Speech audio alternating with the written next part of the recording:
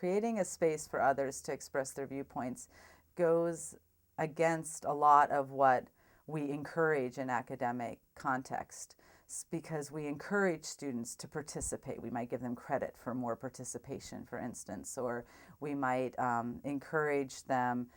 There might be such a stake placed on the grade that they might hold a project too tightly if they think somebody can't do as good of work as them. And so in a lot of ways, the classroom environment discourages silence. And there's a lot about learning when maybe a person who maybe isn't more prone to speaking up needs a pause in the class. So the second day of class in the Writing Social Change class, we did this exercise called the soapbox.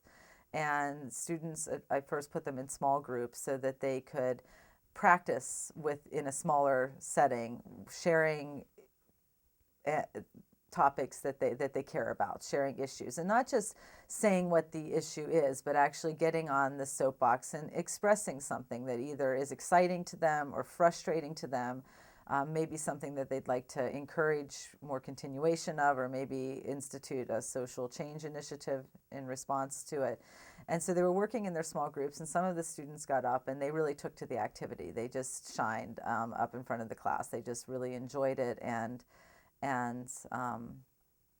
volunteered to get up. But there were some students who maybe normally would not have gotten up, but they did. They were encouraged by their groups and they got up to speak, and group members just stood silently behind them.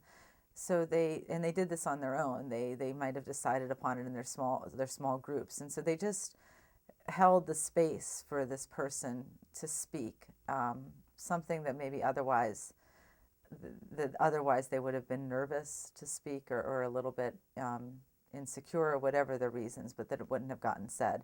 And so in the class, as much as I feel that it's morally obligatory that I create a place for divergent viewpoints to emerge, and I encourage students to be willing to try that on with me, because sometimes we're doing it in a more just for the sake of getting information out there, like in the case of dialogue, that maybe they might even be expressing a viewpoint that they may not currently hold, but maybe they've held in the past, or they've heard from a relative or friend, but that it's also just as important to hold space for other people to be able to speak their viewpoints, and to ask them what that looks like within their groups, and to reflect upon group dynamics throughout the writing process.